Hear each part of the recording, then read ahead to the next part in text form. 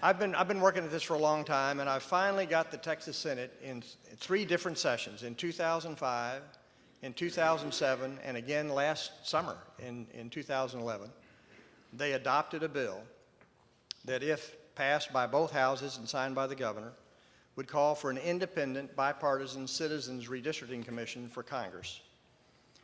The history in this state has proven that neither party, the Democratic Party and the Republican Party, when they're in the majority, really has difficulty being fair to the minority party.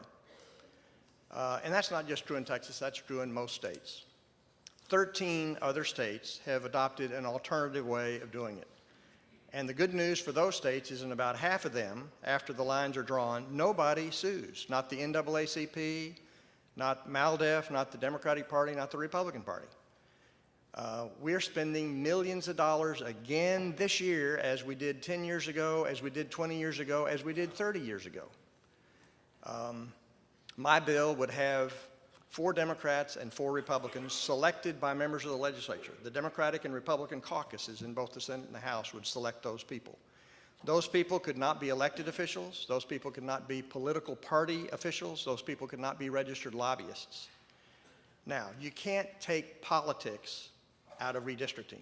It is essentially a political process. But you can take us in the legislature out of it, because we've proven, regardless of which is in power, that we can't do it fairly. Every time we draw lines, we're challenged in federal court, and nearly every time the courts find out that we did it wrong. There's got to be a better way. Dr. Campbell. I do not believe that it should be taken out of the hands of our legislatures and put into an independent committee. I believe it should be left the way it is. I don't think an independent committee would be free from bias or outside influence, and I think they would still get sued. I think it's a difficult process, but one we can learn from how this drug on. But no, I believe that we have legislators that are smart and can make decisions on how to redistrict and use a computer. People just don't like it if they don't get in. I am opposed to an appointed board because, you know, who appoints the appointees? And I think it's important for the people who are doing this to be accountable to the vote of the people directly.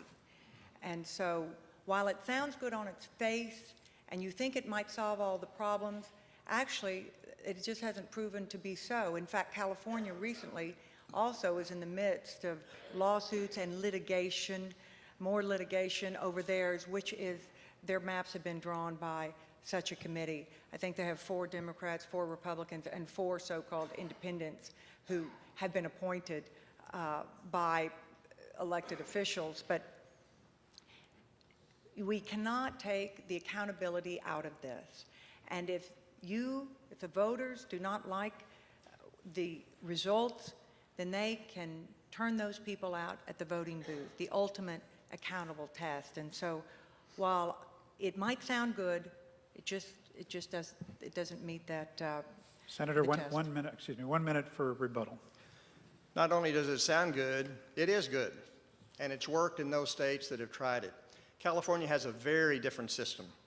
In my system, and she asked who appoints the members of the, we do, those of us in the legislature. The Republican caucus in the Senate would pick 2, the Democratic caucus in the Senate would pick 2. Same thing in the House. You come up with those 8 people. In that sense, it would be the first time, and by the way, of the 8 people, it takes a majority vote to adopt maps.